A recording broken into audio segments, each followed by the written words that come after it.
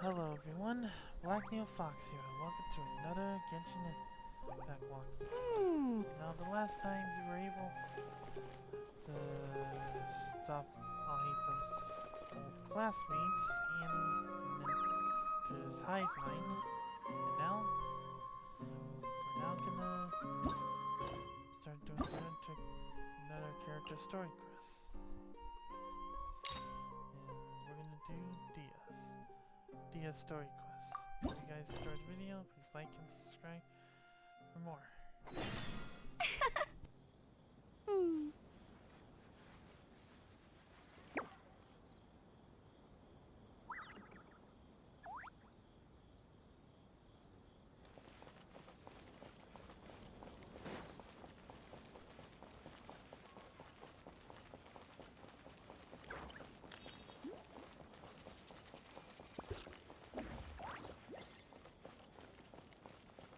I'll race you there!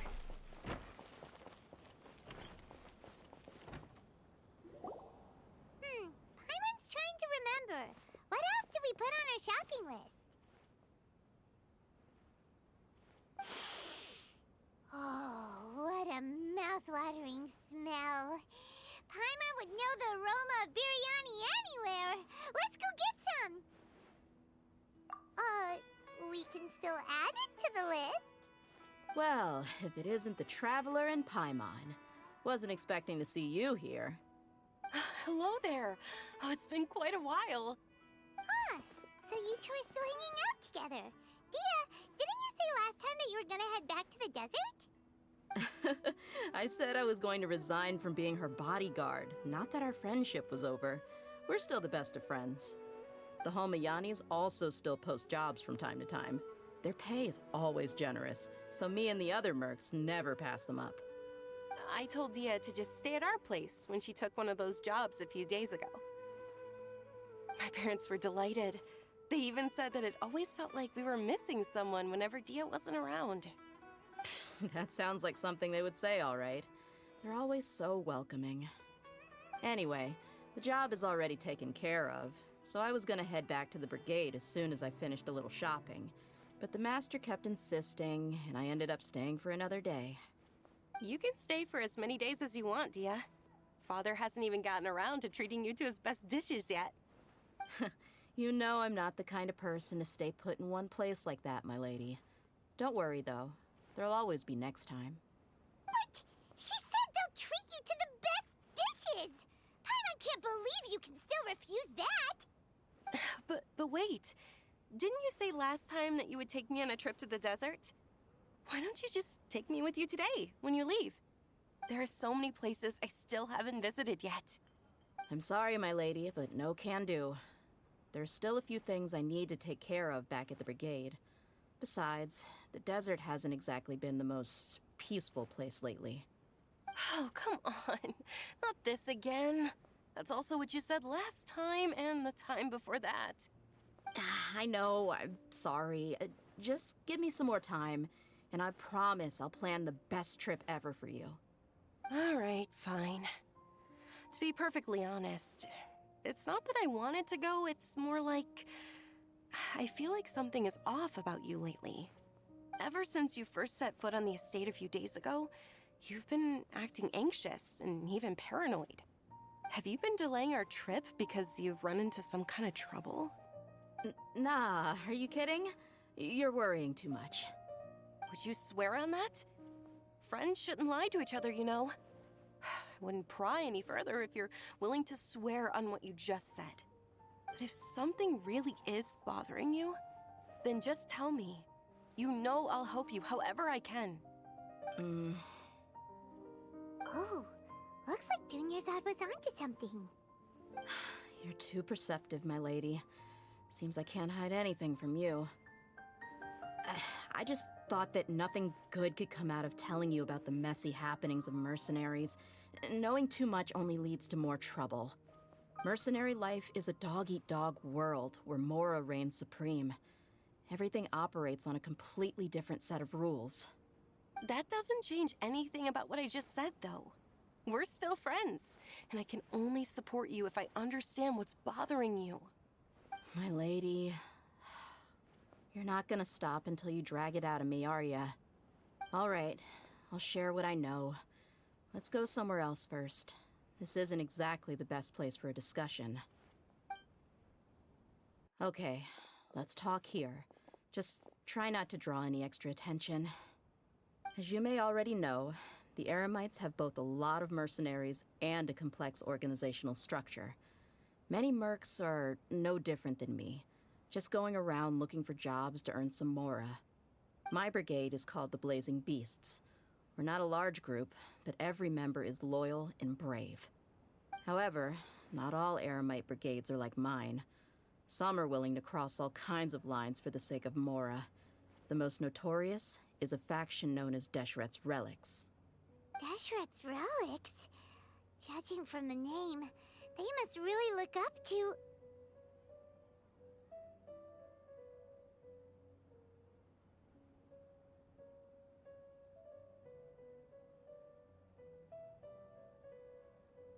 Yep, you got it. I've heard that you've already crossed paths with Ain al-Akmar. They're one of the groups under the Relic's banner. Oh, you mean the group that tried to sell us the Divine Knowledge Capsule? Yeah, they weren't friendly at all. Deshret's Relics is composed of many smaller brigades like Ain al-Akmar. The Relic's headquarters issues orders to all brigades under his control. On any other day, I would want nothing to do with them. Unfortunately, though, the brigade that's stirring up trouble now is none other than Dakan al-Akmar. Dakan? I think it means beard or something. Believe me, it's a really stupid name. I found it insufferable for years. Anyway, the real issue is that Dakan al-Akmar is led by my father, Kusela. Say what now? I think I'm starting to understand your anxiety now. But what did they do? I won't go into details, my lady, but they've been involved in a lot of violent incidents. We're talking hundreds. Hundreds? Yep. The scenes tend to be quite gruesome, too. They strip the victims of all their valuables before murdering them. Not only have they targeted merchant caravans and ordinary citizens, but other mercenary brigades as well. That's beyond terrible. They won't even spare their own kind. I don't know how Deshret's Relic sees it. All I do know is that Dakan al-Akmar has become more and more aggressive over the last few years. If I don't do something about them, then even my brigade or the people of Aru village could become their next target. I just wish I knew what's driven him to do this. Yeah. How can your father do such terrible things? I don't know. People change. He's always been pretty pathetic. But at least in the past, there were still a few lines that he wouldn't cross. That's setting the bar pretty low. I mean, if he was even remotely decent, then why would I have to leave the brigade and cut all ties with him? He was loud and foolish, with no real sense of purpose. Instead of doing anything useful, he spent most of his time drinking and chasing after women. Of course, the other brigade members were just like him. Their ruckus would go on night after night. Sounds like a nightmare. What about your mother? Did she ever step in to stop them? Unfortunately, I never knew my mother. I'm sorry, Dia. I didn't know. It's all right, my lady. That's pretty common in mercenary circles. Didn't I mention that my father was chasing after women? I was the result of one of those encounters with some random person. He told me that he wasn't sure who my mother was. And in any case, she never came to see me. He'd say, "You'll be fine as long as you remember to stick with Dad." But even then, he left most of the parenting to the brigade. The one thing I do remember is that he used to tell me stories. But the problem was that he had terrible taste. He only knew a few stories, and even those tended to be pretty stale. They were tales of desert warriors defeating dragons in the forest, or stories of mercenaries rescuing princesses from rebel armies. Sounds like your typical fairy tales. More or less, yeah. They were interesting maybe the first or second time around, but after about 20 repeats, they started to get a little dull. He seemed to think those stories were the best things ever, though. He was so into them that he'd call the whole brigade over and make them perform the whole thing as a play. Even the toys he gave me would all be story props. I'd get helmets, shields, and toy swords. It was only much later when I realized that the shows were more for him than they ever were for me. What an interesting guy.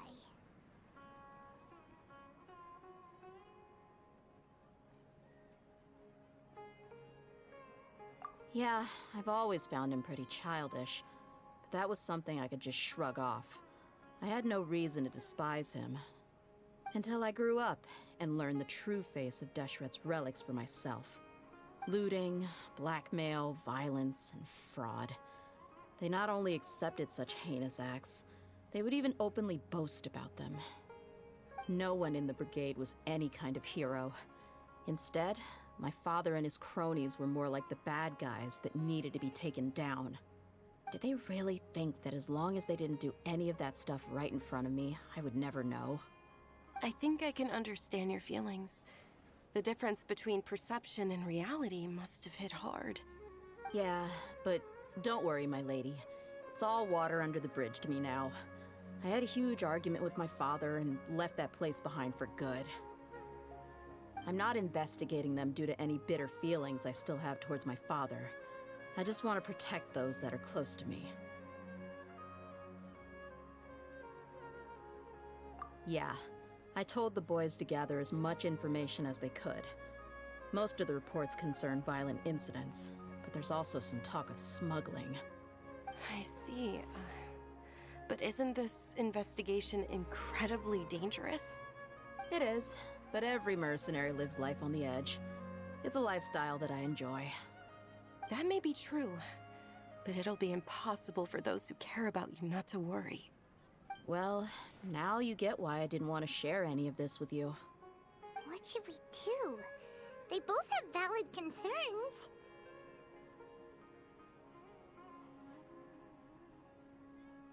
Huh? But there's no need for you to get caught up in this mess, too. Well, he's super tough, so if he went into the desert with you, then Paimon bets the problem will be solved in no time. I'm inclined to agree. I'd feel a lot more at ease if you took him along to help. I'll wait for news from you in the city until then. Please, stay safe. I'm honored that you care so much for me, my lady. All right, then let's get moving. Our first stop will be Caravan Rebot, where we can catch up a bit with my fellow mercs. I'm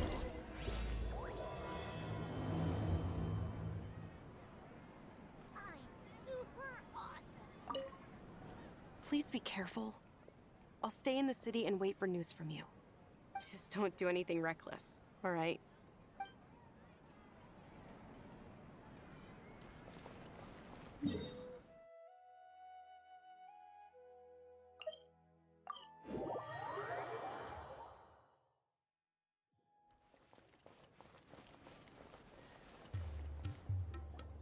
Hey, Dehya, you're back. Are these two friends of yours?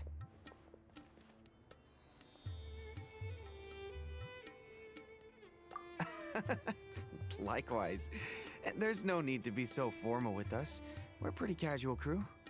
Anyway, since we've got newcomers, let me fill you in on what the Khan al-Ahmar's been up to lately. They've become extremely aggressive.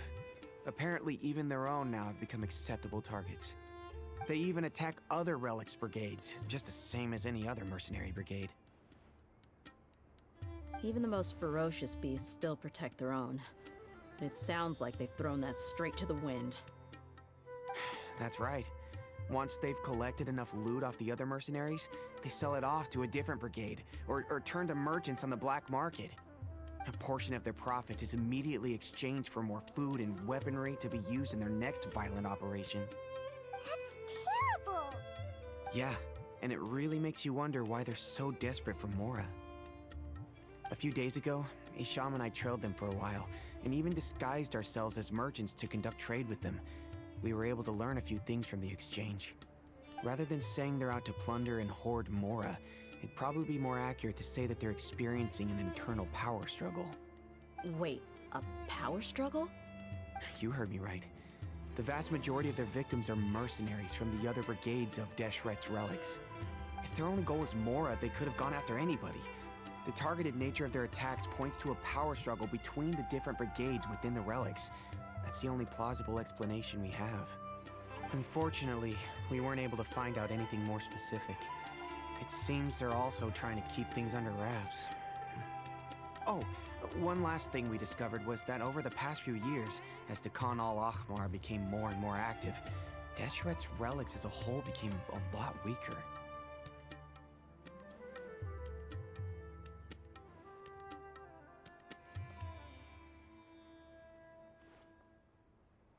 It sounds mighty strange to me too. Haroon, you can leave the rest of the investigation to us. Gotta say though, I didn't expect you to go on a whole undercover mission during the few days I was gone. Sounds like you were really putting your necks on the line, no? Nah, it was nothing. We're just as concerned about the situation as you are. The Khan al-Ahmar is your father's crew after all.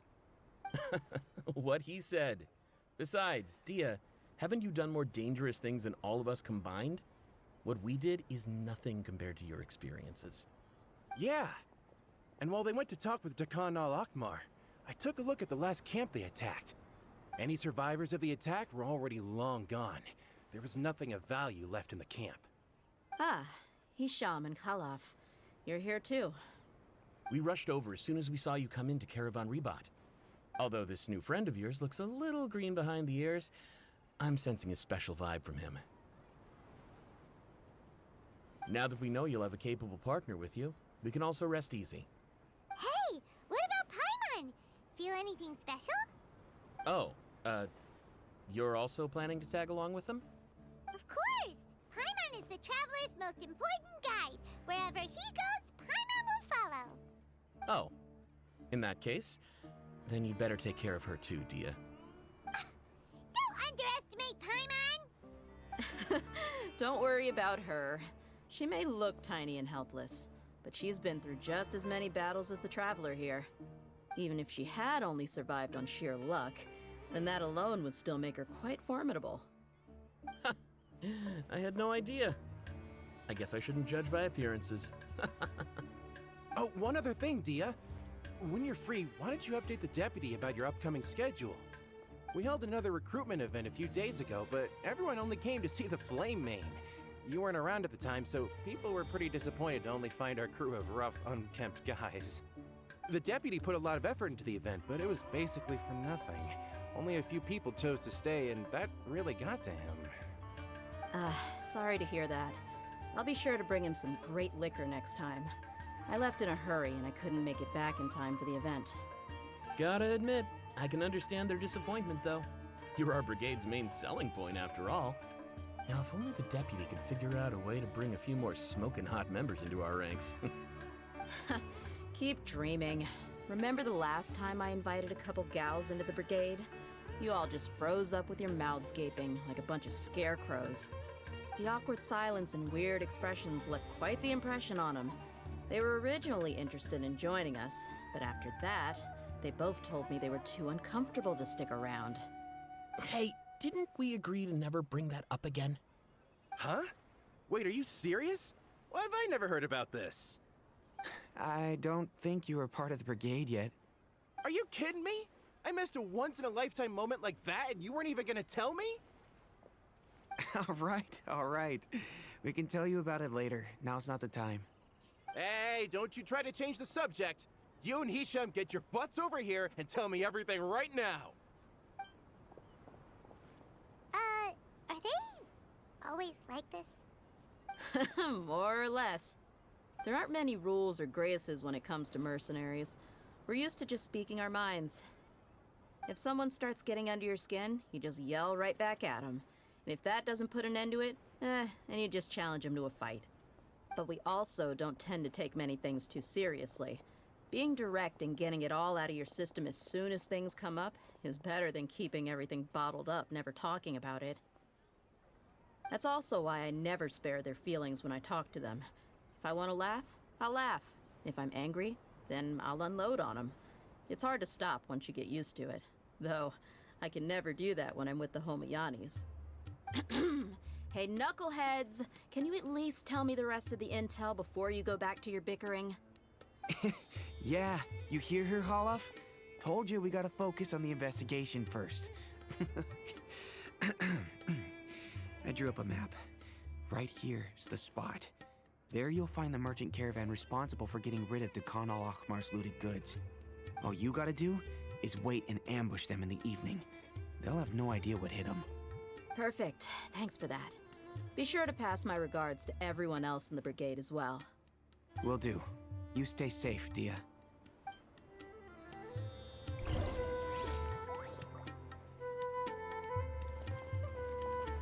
Now, like I said, the two ladies Dia brought with her were also like super mercs. I'm talking same level as Flamemane here. Oh, you should have seen it. The aura of the two of them when they were standing together, it was incredible. I was just at a loss for words, that's all. Ah, so pathetic. Hey! Shut up!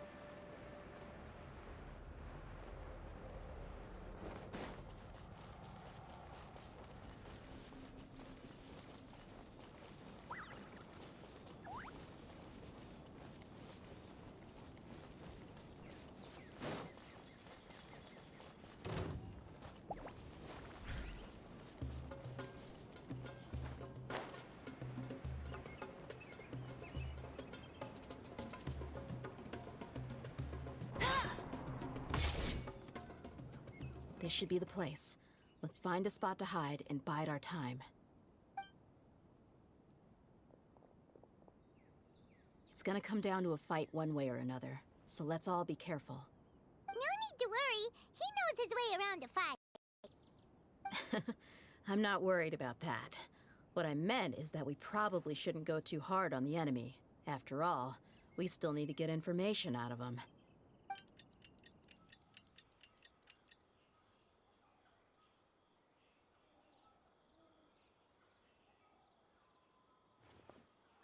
Here they come. You ready? Let's not give them a chance to react and end this quickly.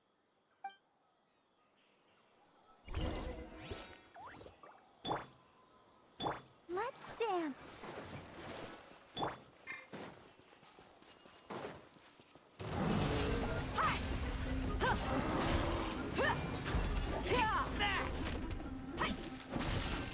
Spring forth! Let it rain. I'll take my... Incoming. No, it's up your sleeve!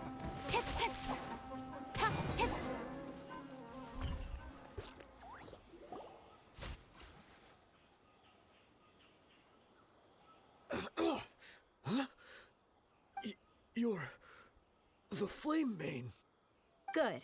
That saves me an introduction. All right, time for a little talk. Are you buddies with Dakan al-Ahmar now? Tell me, what are they after? You know the code of being a mercenary just like everyone else.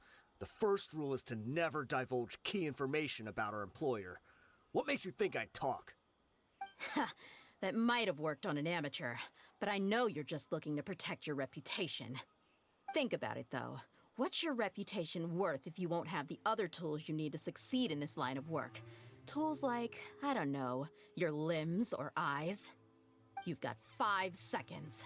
You might want to think twice about how much your employer's information is worth to you. Whoa! I'm not joking around.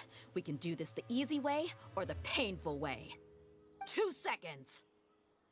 I'll save you the trouble.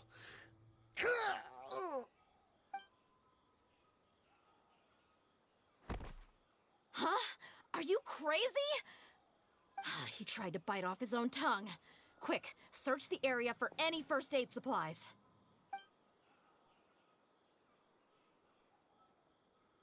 I definitely didn't expect him to go that far.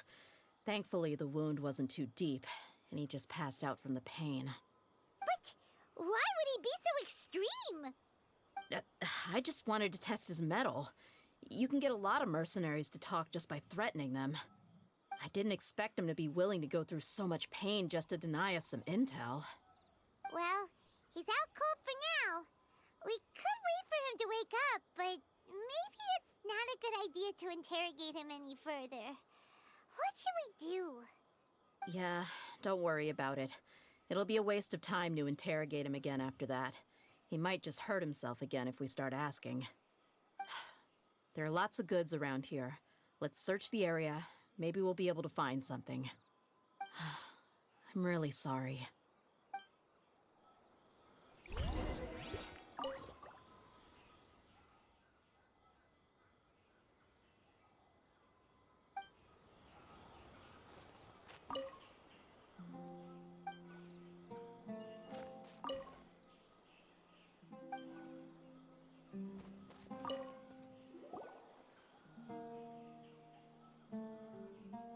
We found a piece of paper with a bunch of names on it. Maybe it's a record of something. Let me take a look. If this really is a merchant caravan, they should have a record of their transactions. Yep. I see an entry for Dakana Lakmar right here. Kusela, Idrisi, Bashar, and Takriti. All familiar names. Dakana Lakmar has been trading for a hefty supply of food, weapons, and medicine. It seems that in the past, they used to receive some canned knowledge as well. This caravan is just one link in their logistics chain. Once in the rainforest, the caravan will exchange the looted goods for Mora, and the funds will then be passed to a specific person. That person will then pack the caravan full of necessary goods, which will then be brought right back to Dakana Lakmar. Wait, why is there no Mora value recorded for the final transaction? No value? Yeah, every transaction before the last one was marked with an exact amount of Mora, but the final one, where they paid for everything to be brought back to the desert, was simply marked as delivered.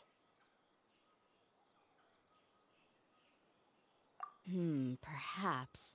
But they couldn't have known how much they would make off selling the loot. Do they not care about profit margins at all? Anyway, the next part's the records of the goods themselves. There are a lot of entries. Everything was probably sourced from the rainforest. Huh? What's wrong? Shazamon Homayani? Homoyani? You mean Dunyarzad's family? Could it just be another family with the same last name? I'd be surprised to find someone with the exact same first and last name.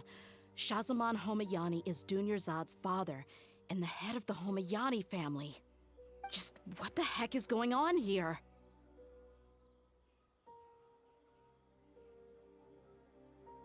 I'm sorry, you're right. I'll consider what we found and not jump to conclusions just yet. But what this piece of paper confirms is that the Homayani family has been providing goods to Dakana Lakmar. What if the Homayanis have been kept in the dark and don't know they've been trading with Dakana Akhmar?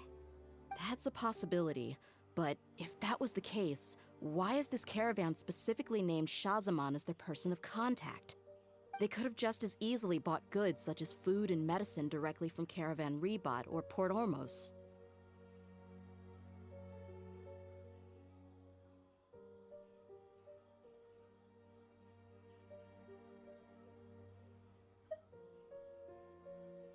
Yeah, funding violence and looting. The brigade gets the goods, and he is paid the proceeds from the sale of the loot. But why would he do something like this? It's not like the Homayanis are in need of money. I honestly have no idea. I've been to their estate many times, and I've never noticed anything suspicious. The only potentially large expenditure I could think of would be the treatment costs for Dunyarzad's Elazar. Maybe they borrowed a lot of Mora in the past? But that's still just a speculation. I don't think the Master would stoop so low to make Mora. You're probably right. I know my lady's personality, and she wouldn't deliberately keep something like this from us. But what should we do now? All we found is just another mystery.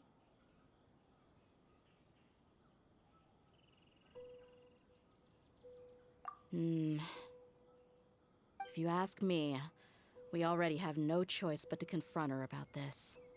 I'm not worried. It's too early to make a verdict yet. I still have faith in the Homayanis. Let's go find my lady again.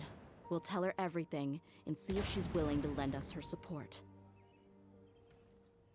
If we're lucky, we can not only figure out the mystery of this paper, but also follow the trail of breadcrumbs to the people responsible at Dakan al-Akmar. Dia, are you sure this is the best decision? What if instead of getting the help we need, we just end up revealing everything we've discovered to the enemy? I've considered that possibility. But even still, I want to tell her what we found. I think I owe her that much. True friendship is built on trust. She showed genuine concern for me when we first brought up the topic. I can't repay her kindness with doubt and suspicion. That's not how I deal with people. You're right. Paimon wants to trust Dunyarzad too. Yeah. Let's pay another visit to Sumeru City.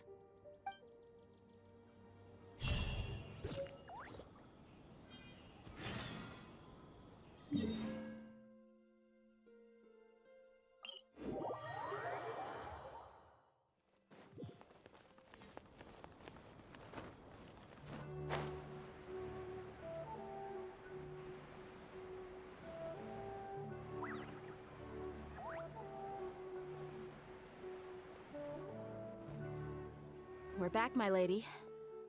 Oh, you're back a lot sooner than I expected. You mustn't have run into any trouble then. Well, how did it go? What did you come up with? Actually, we're still investigating. It's just that we've discovered something strange. I see. The clues you found have led you back here, in the city? Something like that. Yeah. You all look a little dispirited. Whatever you found must not have been very encouraging after all. Why don't you discuss it with me? Maybe I'll be able to say something to cheer you up? It's okay, my lady. It's not so much about me being upset with my father or anything like that. How should I put this? So something is wrong. Even the Traveler and Paimon have been uncharacteristically quiet. On any other day, Paimon would have already waved to me with a smile and shouted, "Dunyarzad, we're back!" So tell me, what happened? Well? My lady, please prepare yourself for what we're going to tell you next. It concerns the Master. The Master? You mean my father? Okay, I understand. Don't worry about me. I'll listen as attentively as I can. My father has been supplying goods to Dakan al-Akmar? Yeah, it makes as little sense to us as it does to you. I've never doubted the Master's integrity, so I'm having a real hard time rationalizing how he could ever support an infamous brigade like them. Maybe he's not actually aware of the full story and just stumbled into the deal by accident. I can't help but agree with the Traveler. Huh? You mean you feel the same way, Dunyarzad? Thank you for sharing all this information with me. Since you've told me everything you know, I should also tell you about some doubts that I've been harboring for quite a while. In the past, I thought that my father hired a bodyguard for me so that I wouldn't run away and get lost. However, there are plenty of capable mercenaries in the Corps of 30. Why did my father go out of his way to hire Dehya? About that. Well, the Homayanis really needed bodyguards, so they reached out to the Blazing Beasts. Later, the Master told me that I was one of the best mercenaries he'd ever seen, and that I should stick around to become one of his bodyguards. He offered me a pile of Mora, so I just signed on. Well, but that didn't really answer my question. Just think about it. Why did my father specifically reach out to the Blazing Beasts? Maybe the Core of 30 just didn't have anyone available, or maybe someone recommended us. I've never given it too much thought. I think I get what you're saying. You think none of this was a coincidence. Precisely. At first glance, nothing seems strange or out of place. But there are many parts of the story that don't actually make any sense.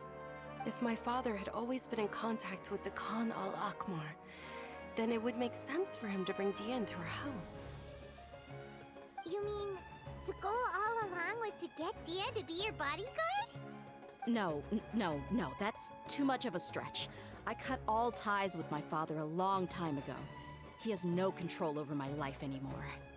But that still doesn't rule out the possibility that your father has still been trying to influence your life without you knowing. So, the Master was not likely an innocent victim in all of this?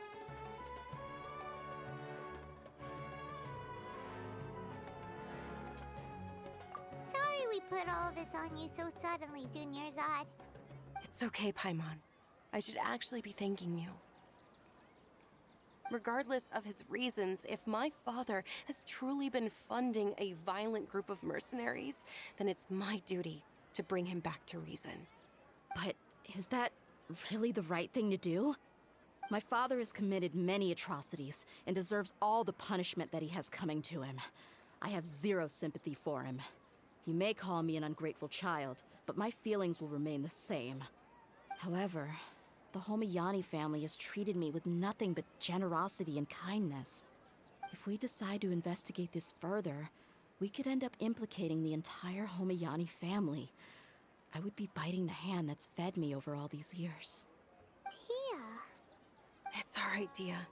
If anyone were to ask, you could always just say that I'm the one who instructed you to get to the bottom of this. You don't have to do that, my lady. I'm not conflicted because I'm afraid of taking responsibility. Besides, you're the one we should all be worried about right now. Hey! It's still too early to give up hope! What was that thing about friendship again? Right, yeah, trust! You said that yourself, Dia! Besides, there's no point on getting all riled up before we've confirmed all the facts!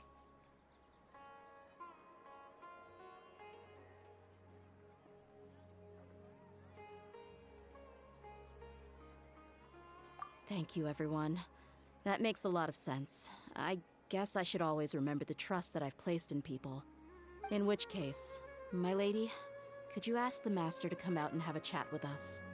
Sure thing. I also hope he'll be able to give us a logical explanation. Let's meet at the usual place then. Usual place? Ah, right!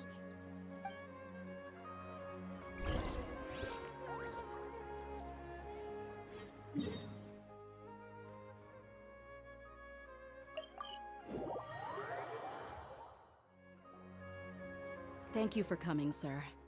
Please allow me to introduce these two. This is the Traveler, and next to him is his travel companion, Paimon.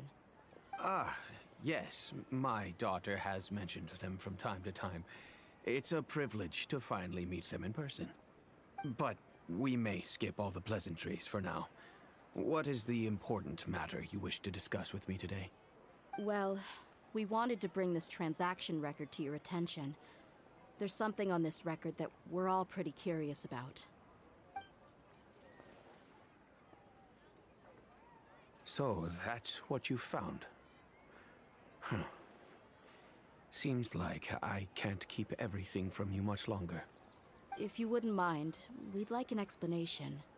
Well, it's a long and difficult story. And to be perfectly honest, I'm not sure if I'm doing the right thing.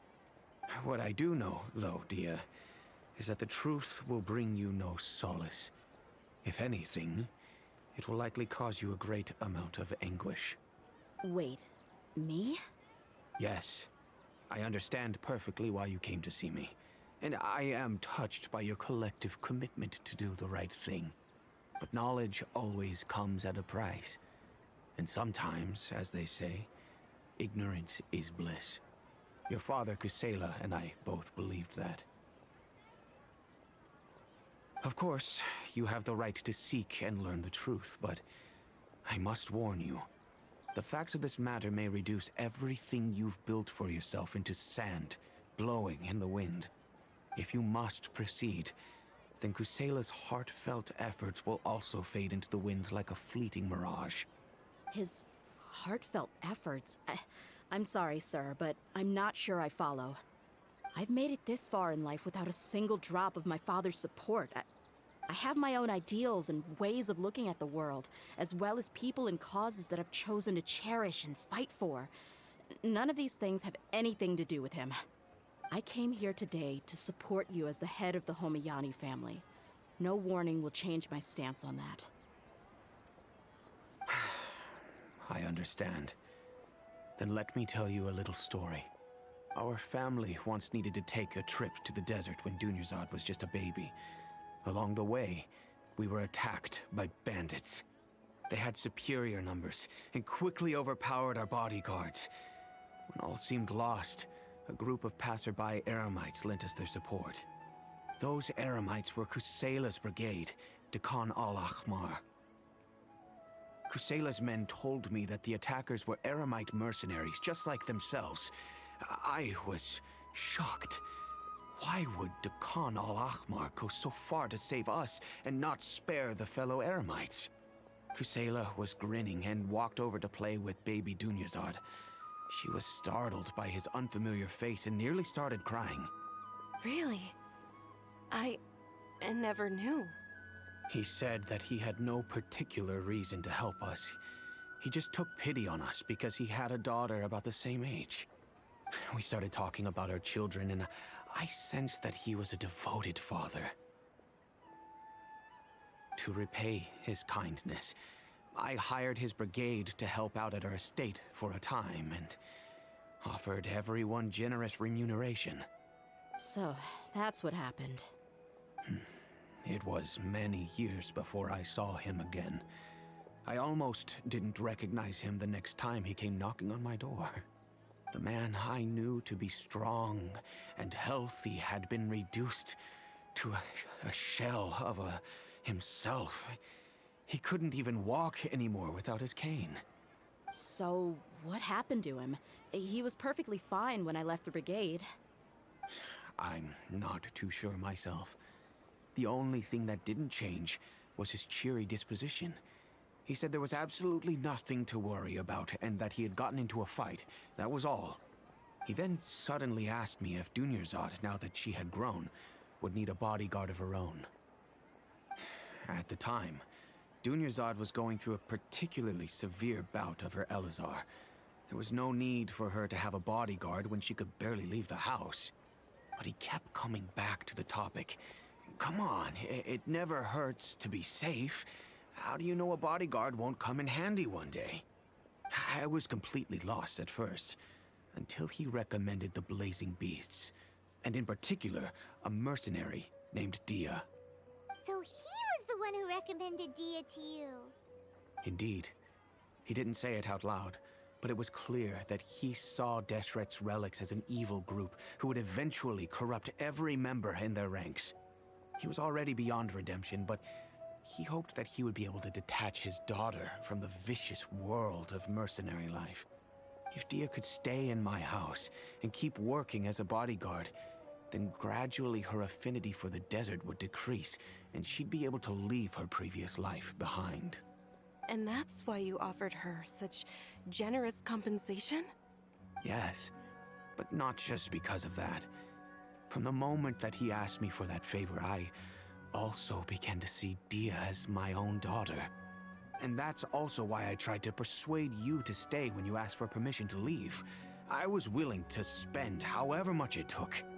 Kusela saved my daughter and me all those years ago in the desert. I could never refuse him entrusting his daughter to me. He was always like that, acting like he's oh so smart and self-righteous. Kusela said that he'd reimburse me for a portion of Dehya's fees. I refused to take any mora from him, but he'd always sent me funds anyway. Eventually, I just accepted them as a token of his gratitude. And that went on for a while until I received another letter from him a few years ago. The letter contained a request to help him buy food, weapons, medicine, and even explosive materials. Wait! Isn't that around the time that the Khan al-Ahmar started becoming more aggressive? That's right. When I started to hear some nasty rumors, I became wary. I wanted to meet him face to face to discuss things. But by then, he was no longer receptive to my requests to talk. If I had to guess, it's probably because he doesn't want to put Dehya at risk. That thought occurred to me as well. I figured that he probably came to me for help because he had nobody else to turn to. After some deliberation, I decided to send him some food and medicine. I turned down all his requests for explosives and weaponry. I am aware that even such a reduced gesture of support could lead to others coming to harm, but I could not simply reject his plea for help. In the end, it probably was the wrong decision. I plugged my ears to the rumors and just chose a solution that made me feel least guilty about myself. If you can, please tell me where he is now. None of the things he's doing right now make any sense if he's just trying to keep me from getting tangled up in his world. If all he wants to do is steer clear of me, then maybe he shouldn't have brought me into this world in the first place. Oh no. Dehya, please don't feel that way. I'm just angry because I can't wrap my head around any of his actions. I don't know. I really don't know. I don't think I can do it. But I guess you do have a point. We haven't uncovered the whole truth yet. We still need to figure out his exact actions and reasoning for these last few years. I'll do my best to help. Of course, anything between the two of you would need to be resolved between you and him alone. I don't know Kusela's exact whereabouts. Outside of supplying his brigade with some goods, I tried my best to avoid getting involved any further with him. However, there's a man on the list named Jawed. He used to be a mercenary in the desert and is now a member of the Corps of 30. He's responsible for supplying weapons and liaising with the Khan al-Ahmar's merchant caravan. I think he should know Kusela's whereabouts. I've heard that he likes to have a few drinks alone and enjoy the cool wind at night outside the tavern. Maybe you'll be able to find him there. Understood. Thank you, sir. Then I guess this is bye for now, unless... I'll stay and be with my father here. To be honest, I'm still a little dazed and haven't finished processing everything quite yet. My father has indeed done something wrong, but if I think about it, I'm also not sure if there was a right way to handle this problem. I feel like our only course of action is to turn everything we know over to the Corps of 30 and let them render judgment. Yes. I am prepared to accept whatever verdict they choose. It's time to face my mistakes.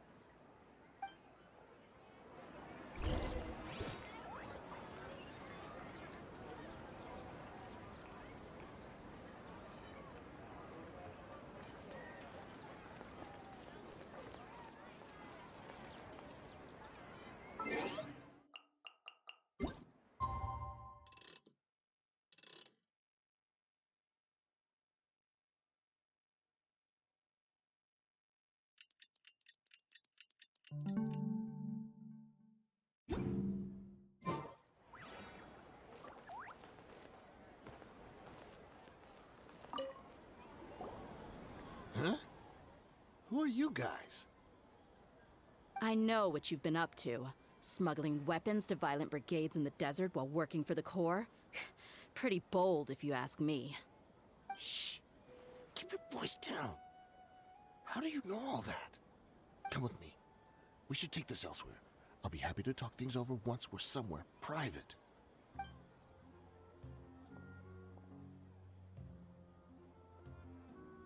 This place should do. All right. Back to my question. How did you all know about me? Don't worry about that for now. You know what kind of punishment you'll face once we report you to the Corps, I assume. Wait, there's no need to jump the gun.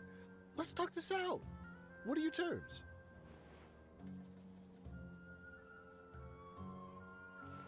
So what's in it for you anyway, Mora? Well, I was a little tight on money at the time, and Kusela took good care of me in the past. I waited in my mind, and I couldn't find a reason to turn the opportunity down. I wouldn't only be helping my benefactor, but I could also make some quick Mora. Let me tell you how it is. We're investigating Dakan al-Akmar, and we're gonna put an end to their operations. If you provide some help for us, then we might just put in a good word later to reduce the terms of your punishment. Hey, why don't we discuss this a little first? Listen, I made quite a bit of Mora from my last run. You just give me a number, and I'm sure we can... Shut it. My patience is running out. You should know when a mercenary is after something other than money. All right, sheesh. But you gotta promise you'll put in some nice words for me later. They're always on the move. Here's the spot they were at the last time I made my delivery to the desert. Feel free to go have a look. I'm just telling you though, it's not on me if they're not there anymore. Sure. And then you can forget about any nice words from us. Hey, come on. Now you're just being unreasonable. Really? And how do I know you're not leading us straight into a trap? Don't forget, you're the one with no bargaining chips. All right, I get it. Why don't you go take a look, and if they're not there anymore, I'll try to figure out something else for y'all. Now that's more like it. Let's move. And as for you, try to stick around the city until we get back. You don't want us to call the folks from the Corps and have them drag you back to the city.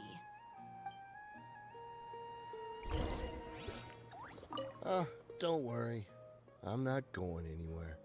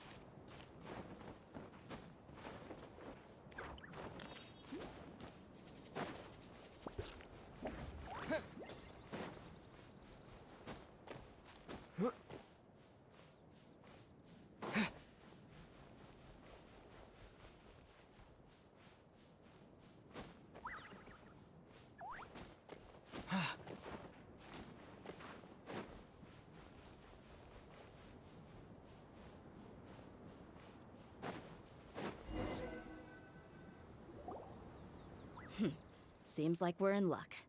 That should be their camp right up ahead. Let's go. We'll finally get to the bottom of this ourselves. I'm here to see Kusela. Tell him to get out here. Dehya, why are you here? Don't blink! Nowhere to hide.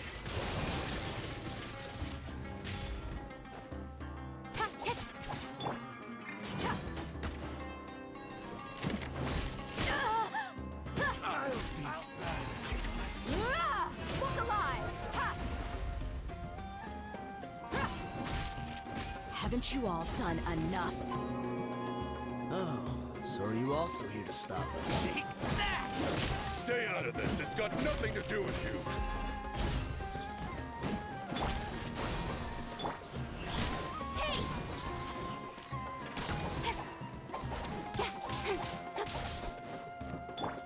Buckle up!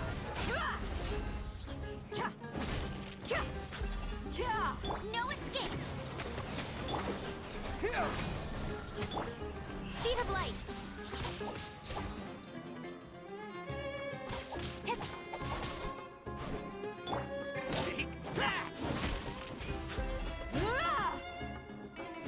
Look alive!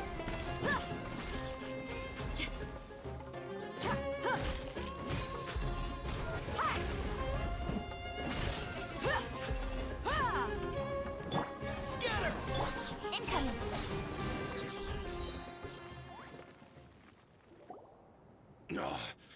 She's so strong. Enough fighting. We all know each other, and I don't want to take things too far. Just bring Kusela to me. There's no use hiding him anymore. Did you understand a single word I just said? Or do I need to bash your skull in some more? All right, everyone, let's all just calm down for a second. Dehya, the boss can't come out and see you anymore. He died a long time ago. What? Seems like you've been out of the loop for a while. Guess that's for the best, though. At least, that's what the old man wanted. When did he die? What happened to him? A few years ago, Kusela broke up Dakan al-Ahmar and went to the Deshret's Relics headquarters by himself. So is that when you guys started acting up? We would prefer to call it taking revenge. Every last person in Deshret's Relics must pay in blood for what they did. Let me start from the beginning. Dehya, do you know how the head of the Relics maintained order internally? Overwhelming strength and unquestionable authority? Those were a part of it, yes. But just those on their own weren't enough. They had another tool at their disposal. They called it a person's record. Regardless of whether they joined by their own will or were coerced, every person in Deshret's Relics was forced to leave a record of themselves at headquarters. Whether it be their deepest sin, some unforgivable act, or their most immoral exploit, the record served both as a symbol of loyalty and the perfect material for blackmail. That's precisely it. Every one of us have a record. Me, Bashar, Tikriti, and all the boys who grew up with Dehya and ended up joining our ranks. But you, Dehya, you were never asked to provide a record, were you? I never even knew this was a requirement. You were probably the only person in all of Deshret's Relics who didn't know about it. Ever since you were born, Boss had been trying to shield you from this organization's sinister rules. Not only that, but he also banned all of us from committing any nefarious acts. He said he'd take care of the dues we had to pay regularly to headquarters. But in the end, he was just an ordinary person. What could he do? He was forced to go to headquarters again and again to account for missed dues and incomplete records. He'd come up with all kinds of excuses and get beaten up as a result. We all knew he was doing that for you. He wanted to get you out of this world, no matter what it took. And that's why he became a shell of himself and couldn't walk without a cane. Wait, but that doesn't make any sense. I didn't know about any of this, and I'd never seen him get injured or beaten. Because you were too young at the time. How would you ever tell between wounds from a beating and wounds from battle? When you left home after that final argument with him, he seemed to age by a decade overnight. Even his hair went gray. So, even the blazing beasts were... Yep. It was all his doing. Had he not arranged them to come to you, you probably would have been reduced to a pulp before you ever left the desert. A few years ago, Boss said he needed to make another trip to headquarters. He was already pretty weak then, and we all assumed he was going to get beaten again. I suggested that he hand the role of leadership over to me, but he said there was no longer any need, since the Khan al-Ahmar would soon be no more. His words made no sense to me, but that night, we heard that a massive fire tore through headquarters and razed everyone's records to ash. Everyone gained their freedom that night. Many members fled, not just from our ranks, but from the other brigades as well. But how could we leave with a clear conscience? All of us who knew exactly what had happened. The boss can't have just died for nothing. Those heartless jerks at headquarters took him from us. From that point on, the sole purpose of the Khan al-Ahmar became revenge. The big fire that Boss started was quite a blow to headquarters' strength. It's given us the opportunity to launch our attack. Even though we're outnumbered, we vowed to see our revenge through to the very end. There were people from headquarters who changed their names and went into hiding. Some fled to other brigades, and others escaped to the rainforest. But we won't let any of them escape our wrath. They'll all pay for what they've done. We've suffered plenty of losses as well.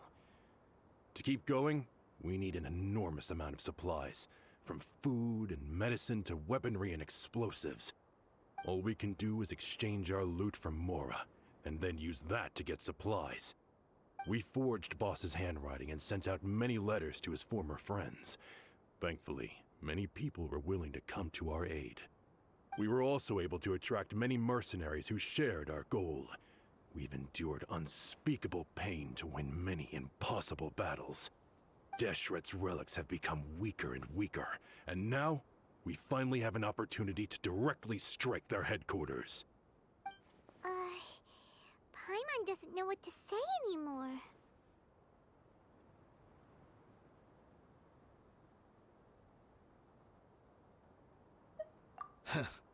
We do know right from wrong, but we were sinners from the very beginning. We do not deserve the freedom that the boss won for us with his life. Boss always loved his old-fashioned hero stories. Those tales about sacrificing yourself to save the world. We used to always laugh at him for it.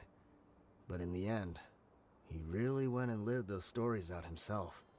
As for me, I never considered myself a hero. We're all the lowest of the low. We have no right to even imagine such an existence. But maybe those hero stories he liked foreshadowed everything that was to come. The spirit of the hero touched all those he had saved, and more people joined his cause. Maybe we were all just acting along with the play in the beginning. But as we acted the parts and recited the lines, we were drawn in. And now, we want to see the story through to the end. I'm sorry, Dehya. I know you always found us insufferable ever since you were young. Just think of this as a madman ranting. I'll go with you. Huh? Dehya? You wanna go with them? I grew up with these guys, and I know they're not bad people.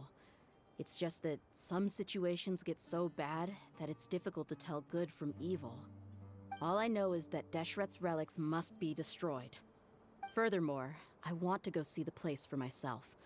I want to know if my father is still there. I know you don't want to get involved in this, so there's no need for you to tag along. I can do this on my own.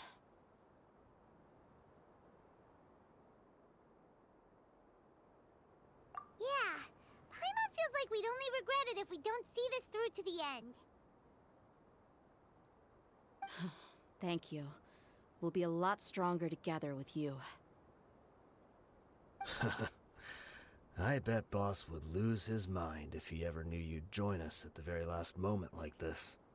Considering all the losses and injuries we sustained, we can't afford to turn down someone as powerful as you. He can think whatever he wants. But the fact is, I owe him this much.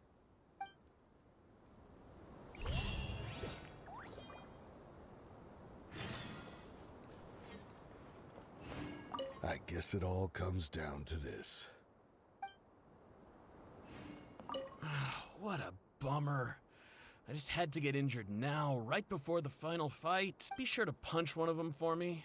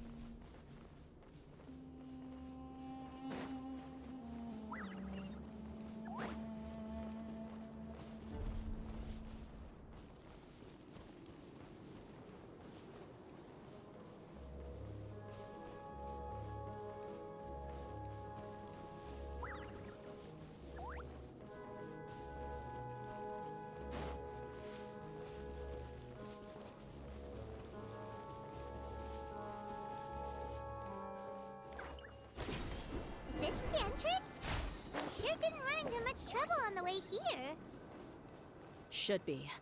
I don't think they have enough manpower left to post guards and defend their perimeters.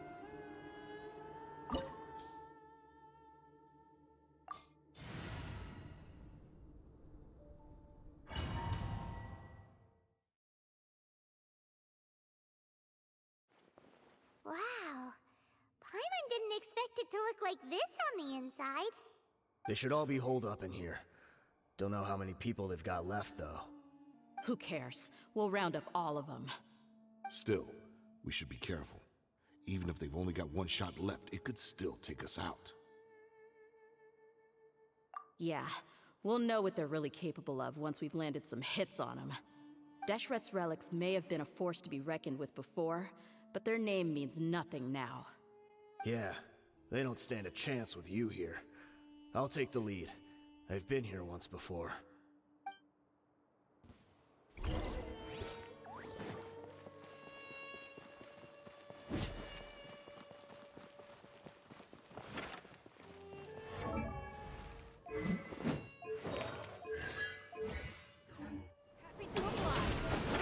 are not welcome here. Get to the chase. Speed of light. Huh?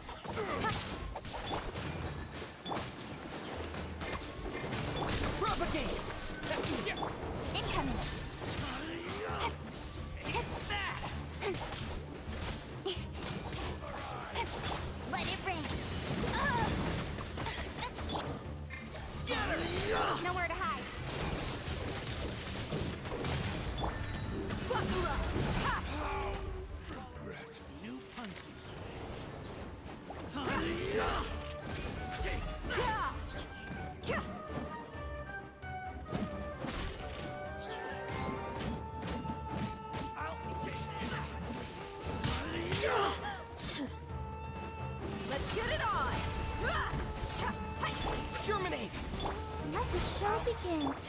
Don't blink!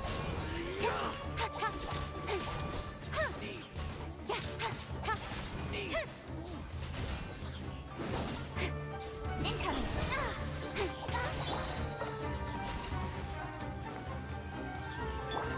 Cut to the chase! No one escapes my sights! I'm getting sick of this game. Gloves off!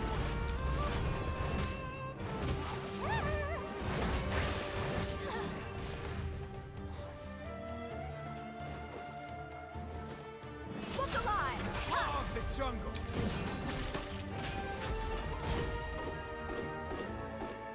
I'll be back.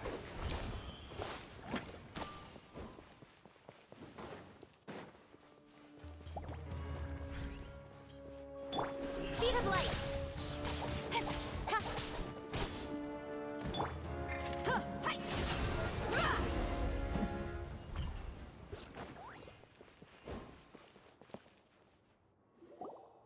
This way, follow me.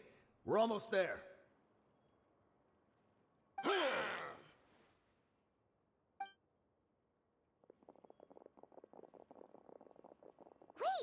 They went charging ahead without checking for any traps! Hey, you guys okay? It seems like we just got trapped in here. Don't think we triggered anything else. Watch out, the enemy's coming from ahead. Well, now that things have come to this, seems we'll have to fight our way through. Don't worry about us. We knew something like this could happen. Go and take a look around. There could still be another way through. Let's go! We can't let the boss down! Let's check if there's another way! The sooner we can make it through to help them, the better! Let's see. I think I see a way through over there, but it's being blocked by something. Let's try our luck with that mechanism. Okay, let's go!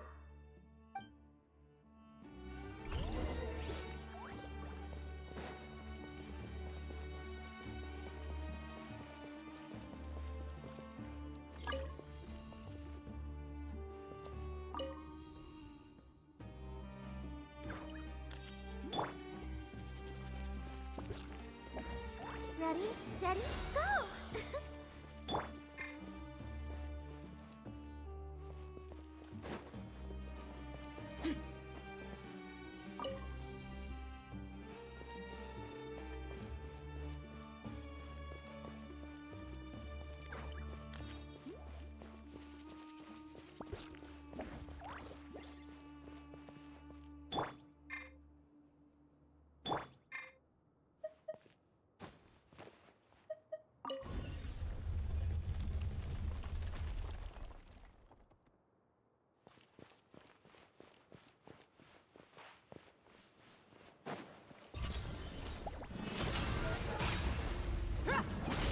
Incoming! Hey!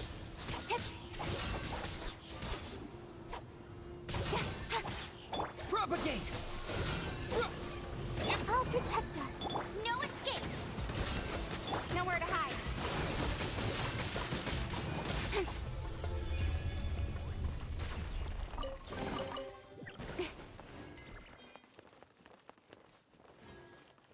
Another mechanism like the one before, but this one's being blocked off in the middle.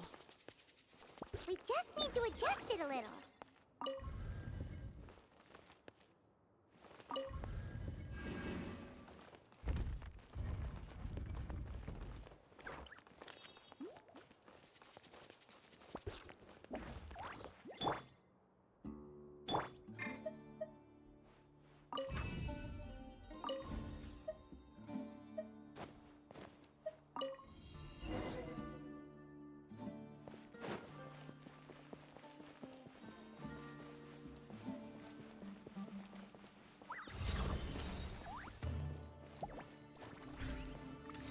Let the show begin.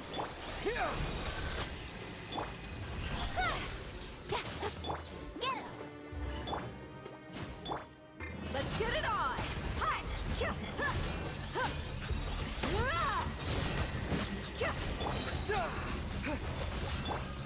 You asked for it.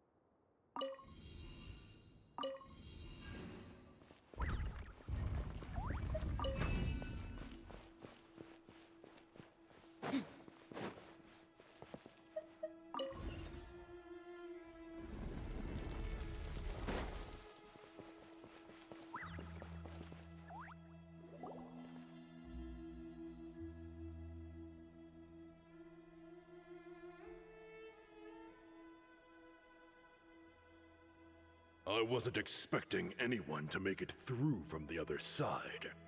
But as a desert dweller, I suppose we should be used to our folks defying all expectations. Don't waste your breath. You have nowhere to run. Run?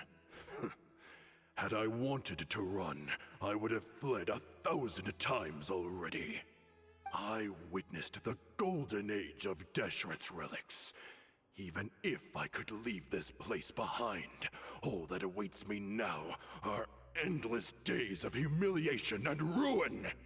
Even now, my brothers and I still believe in one thing.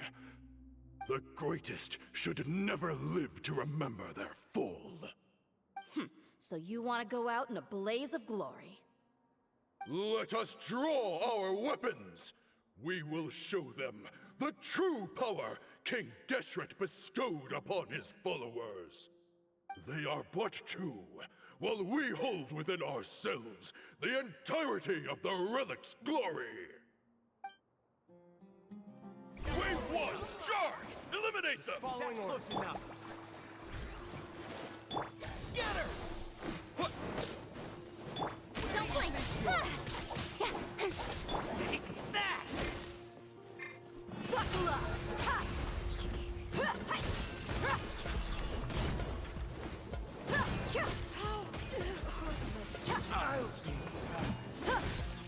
I'll take my...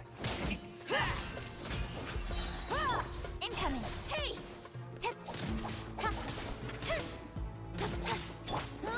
Go, go! Propagate! Spring forth! No escape! Don't think we won. We're just getting started. How heartless! Will. Let's get it on! Ha! Ha! Nowhere to hide. King Deshret will not abandon any one of his followers.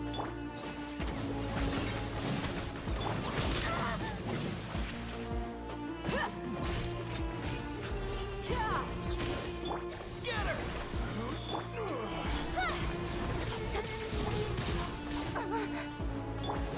Look alive! Now you're testing my patience.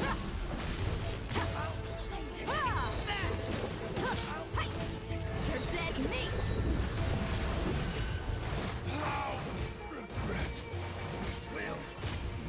Cut to the chase. Brothers! With me. This is where we'll prove our faith. Do you all just want to die? None of us plan to leave this place alive! Scatter!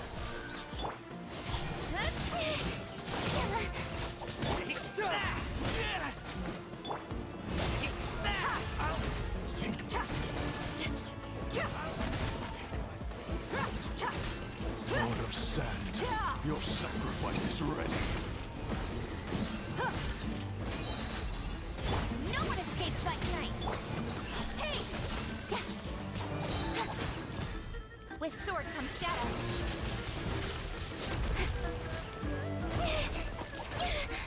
I'll be fine. You asked for it! But we'll meet again. The commander has finally fallen! But they're still coming at us! This place is like a gladiator's ring. They just keep coming no matter how many we beat. Yes, keep fighting! There's no need to fear, and no need to back down! This is our last stand! When the next wave comes, try to draw away their attacks. I'm going to see if I can take out that high platform.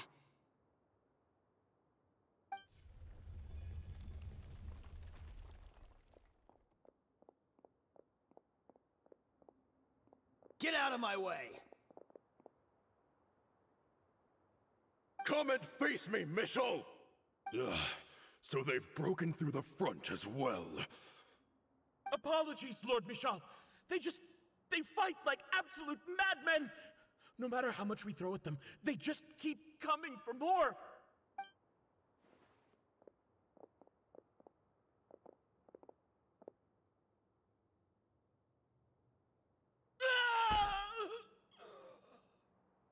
So, it would seem like this is the end. Time to pay for everything you've done, Mitchell. You think I would give you that opportunity? I will be buried in the sand alongside all the rest of our fading glory.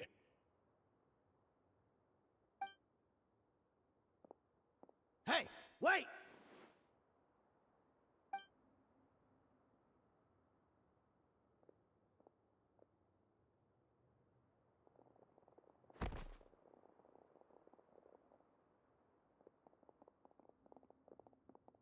We were too late. It's over. There's no more need to fight. But if you're still going to cling on to your so-called mercenary's pride, then I'll give you all a good beating as well.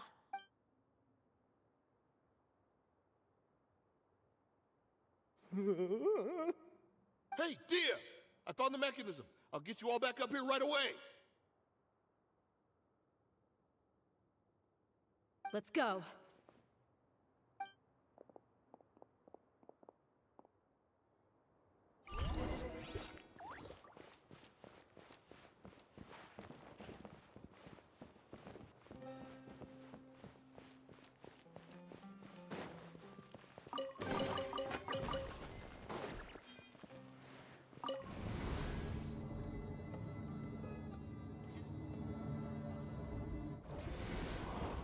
Who are you filthy rats? And why are you always pestering us? You call yourself a member of the infamous Deshret's relics, and you still can't even tell who's made it all the way to your headquarters? Who knows what intent a bunch of rats may have? We try to catch a couple, and you all just show up on the other side instead. How are we supposed to figure out what you're after? Hey, have you ever heard of a man by the name of Kusela? Why would I know? It's not like I'm in charge or anything. This is your last chance to talk. Hey, I said I don't know anything. I'm just an average member here. I'm telling the truth. If you're here to find someone, why don't you look through the records yourselves? Who can remember every name and face with so many people coming in and out every day? The irony. His life became a light for so many, yet to others, it wasn't even worth remembering. Where's the records room? Answer me! It's right over there. All the files are in there. You can go through them as much as you want. It's not like any of them still matter anyway. I mean the old records room. The old records room? You mean, the one that got burned down? Kusela. Ah, yeah, I remember him now. The guy who could hardly walk. Watch your mouth. That's our boss you're talking about. He was definitely faking it. We all let our guard down as soon as we saw him come hobbling in. But in the short time it supposedly took him to take a dump, he'd already gotten away and started a fire in the records room. He couldn't have possibly outrun us if he wasn't a fraud. And after that, Deshret's relics fell into complete disarray. Stop wasting our time. Every one of us here is perfectly aware of what he had done. Tell me, where is the old records room? It's just over there. Go see it for yourself if it means that much to you. There's nothing left in there but ashes. No human could ever survive that kind of inferno. Bashar, Tikriti, let's go. We'll leave the others here to guard these guys. Spare them no mercy if they try anything.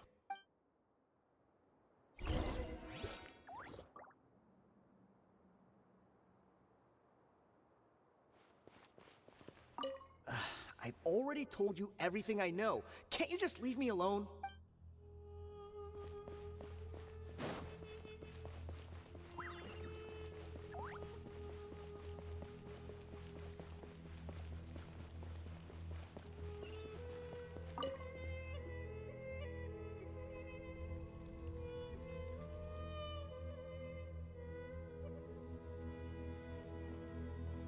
So, this was his final destination. How did he do it? Getting past all the guards with a limp and sneaking in here to start a fire? If he was nimble enough to do that, then he must have been able to get out of here after starting the fire, right? Dehya. I'm sorry. I know it's just wishful thinking. Let's look around. Maybe we can find something that's been left behind.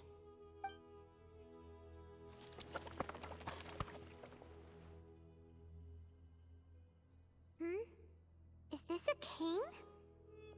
must be the one that Dia's father used. Kusela. Thanks for everything, boss. We're fortunate to somehow find that cane after that fire. Let's split up and look around some more. What if something else has been left behind? But what else could survive a fire like that? Huh?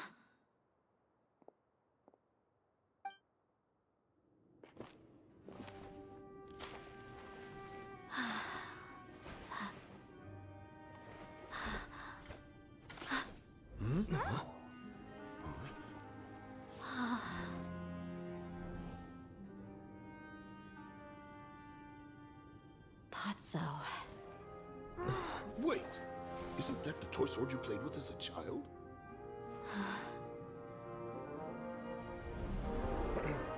The dragon is no more, for Princess Dia has slain it.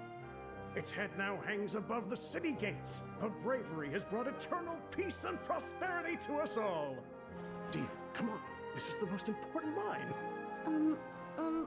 You can do it. But Dia, you defeated the dragon. Everyone's waiting for your speech. Still too shy, huh? All right, I'll do it. I hereby proclaim our victory. Evil shall plague us no more.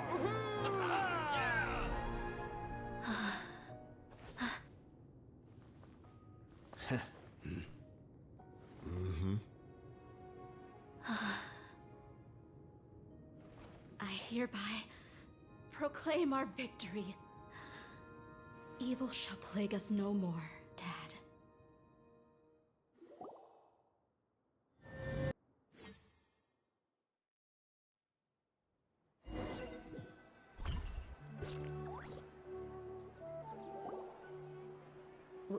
What's this?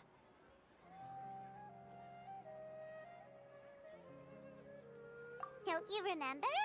You asked Paimon what she would do if she were to wake up tomorrow with loads of money. And Paimon said that she would get boatloads of tasty snacks. You looked super confused at the time, but said it was an adorable thing to say. These opportunities don't come by often. So today, Paimon's gonna treat you to a special crash course on Paimon's life philosophy. Hey, come on! Paimon's not that stingy. Anyway, the point is that you should eat to your heart's content. You'll feel better for sure once you've gotten something in your tummy. Dunyarzad will also be here shortly. She's already heard that we're back. Aw, thanks, you two. Honestly, this is very unlike me. I just had a lot on my mind on our way back, so I didn't know what to say. My chest was filled with all kinds of intense emotions. They just shook me even more than all the feelings we've shared during our previous adventures. But when everything came to an end, those emotions also vanished without a trace, and I was left feeling more empty than ever before. It was as if I'd lost the thing that was most important to me. Yeah, you're right. To many mercenaries, Mora is the most important thing in the world. But perhaps to us, it's the most worthless thing of all. Idrisi and the others all used to say that they would quit if there was no Mora to be had. But when it came to avenging my father, there was no Mora to be made anywhere. My reality shattered when I found out that the father who always told me hero stories was in fact a bad guy. But look at me now. Am I any different?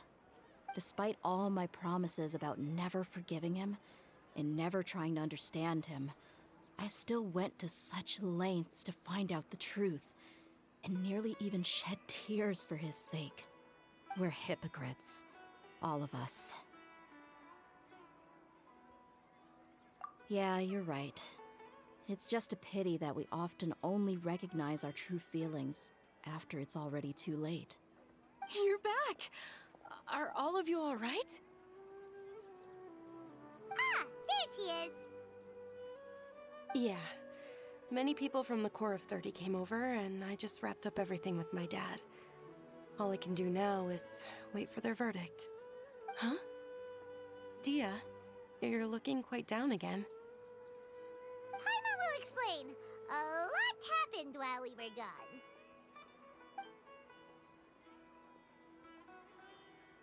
I'm sorry. I really should have controlled my emotions better. I just... It's all right, my lady. You were hurt by all of this as well. Truth be told, I'm starting to feel a little guilty watching you cry like this. Dia, your pain must be even worse. You shouldn't need to comfort me. Hey, don't worry about me. If anything, this whole thing has finally shown me the difference between illusion and reality. My father probably thought that people could settle into new lives as long as they moved to a new environment. That thought has even crossed my mind a few times. It's like saying, what's wrong with adapting to a new life? However, there was always something deep within my mind that refused to accept it. This impulse brought me great turmoil, and even made me feel ashamed for turning my back on your father's kindness. But now that I consider it again, it all makes sense. The desert sands are a part of who I am, and I will never be able to lead a peaceful existence. I understand how you feel. That doesn't mean I won't be making any changes to my life, though. As an example, I'm now thinking about taking on some small odd jobs. It's just like Idrisi said. I also want to catch up to my father and become a character in his play. Even if the ending of the story may be childish and ridiculous, it won't really matter. Isn't that neat, though? Oh, you'll be a whole new kind of mercenary, one that's not out for Mora. Why don't we go for a change of scenery once we finish eating? What about stopping by the Grand Bazaar again? Right. You said you wanted to get a rug for your family. We'll come along too.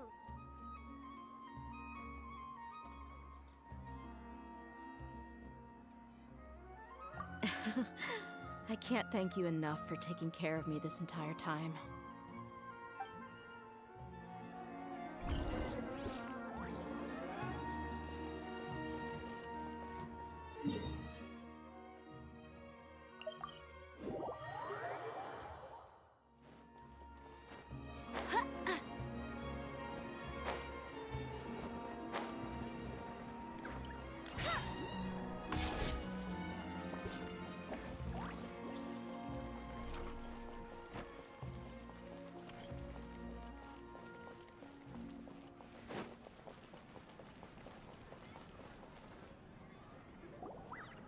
Oh, this rug here is quite something. The craftsmanship is exquisite, and the fabric is also of high quality. Ah, here you are. Finally, I found you. Hey! Aren't you that mercenary who bit his tongue? You can still talk? Wait, are you here to take revenge on us? What are you talking about? Do I look like I could take you all in a fight? I just came here to give you something. I'll be on my way to give myself up to the Corps after this. Once I woke up, I hurried to the Khan al-Ahmar's camp, hoping to alert them to your presence. But when I got there, I found no one except the members who were still too injured to move. Ah, so you probably got there after us. Yeah, they told me that they had exacted their revenge, and everyone had turned themselves in to the authorities. Even that last camp was not going to last for much longer. I had joined the cause to repay an old favor from Kusela. Now that everyone's already turned themselves in, I might as well do the same. One of the injured members gave this box to me, and told me that it contained some of the old man's last possessions. Everything left in the camp will get confiscated, so I figured I should get this to you before the Corps could get their hands on it. Thank you. No worries. We are all just living our own truths. There's no need to comment or judge anyone for it. So this box contains everything that Dia's father left behind. Huh. It feels lighter than expected. Well, back in the day, the first thing he did with any Mora was spend it on things like drinks and meat. But let's see what's inside. What's this? It's just a bunch of junk. Ugh, it kinda stinks.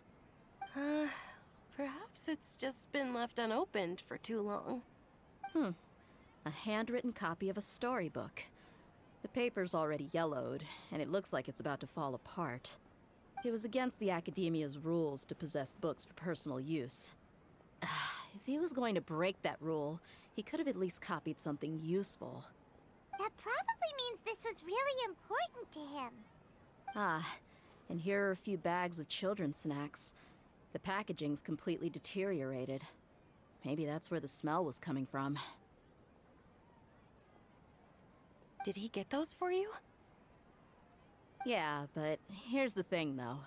Even when I was a child, I was never a fan of these kinds of snacks. He'd always say that he got them for me, but in the end, he always ate more than I ever did. Who even leaves snacks in a box like this anyway? Isn't that just common sense? Forget it. Let me see what else is in here. A razor, some buttons, some round iron tiles, a wooden toy puppet, a wool scarf, which from the looks of it probably belonged to a woman, and a hair clip? Why are these things here?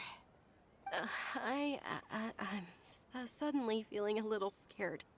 I'm sorry, my lady, but this is just the kind of man he was.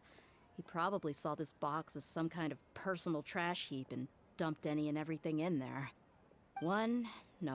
2 empty liquor bottles. Tell me, you guys, are these the kinds of things that a normal person would leave behind? Huh? There's something in the bottle! Oh, you're right. All right, I got it out. It seems to be a piece of paper with some writing on it. The bottom part's all damaged from moisture, though. Let's hope the writing didn't smudge. I was suddenly seized with an urge to write a letter after finishing this bottle. I just folded it up and left it in the bottle, though. If I end up forgetting about it, it won't really matter. To Dehya. It's a letter for me? It's all right. I'll just read it out. If he went to the trouble of writing a letter, there must have been some important things that he wanted to say. Or at least record down. My condition's becoming worse and worse. Can't even walk without a cane anymore, much less go out and have fun. Guess I don't have many days left. If you're reading this letter, then I suppose I'm already long gone. You were adorable as a baby. Everyone loved you. And regardless of whether you were crying or laughing, everyone enjoyed having you in the group. But once you grew a bit older, you were no longer nearly as happy or cute. It's probably the guy's fault. Can you believe this guy? He can point the finger at himself. Anyway, back to the point. To summarize, I'm writing this so you would know not to feel sad for me, even if you end up finding out the truth. The reason being that I was never your father to begin with. Wait, what? Surely, he must be joking, right? I don't know. I was quite formidable when I was young, and 100 times cooler than some so-called flame main. Really felt like the whole world was under my feet. With just a teeny tiny bit of effort, I felt I could rule over the entire desert. But as fate would have it, I went out into the desert for a drink one day and discovered a baby in the sands. It was you. You were just lying there, small and helpless. You were so tiny that if the wind blew for just a little while longer, you would have been buried forever. But your cries were so loud they made my head hurt. Now that I think of it, you really were a bundle of energy. Sounds like he's serious. I told Idrisi and the others that I had slipped up with a woman while out and about. None of them even doubted me. I'm sorry that I had to lie to them for so long, but I really had no other choice. I was their most esteemed leader, after all. It's not like I could just tell them that I suddenly wanted to play at being a father. At this rate, I'll puke up all the liquor I just drank from this bottle. Anyway, Dehya, you possess the kind of freedom and kindness that we could only dream of. As far as how you should live your life, that'll be up to you to decide. That's the end of the letter. In the end, he was still thinking of me as a little child.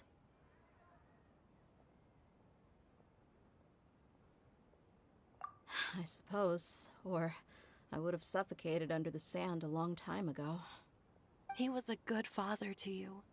The fact that he wasn't a blood relative doesn't change that. Yeah, it's just a pity that we had to learn the truth of everything like this. Do you already have some ideas about the decision that he wanted you to make? I do. If he first found me alone in the sands, then I want to try my hand at finding the person who abandoned me. I just have one wish. To tell them a story. That there once existed a childish and foolish jerk with a heart of gold. And that only under his care was I able to grow and mature into the person I am today. If you end up finding any leads, can you share them with us? We go on adventures all the time. Maybe we'll be able to find some information for you. Sure, I appreciate it. I wasn't expecting you to be so enthusiastic.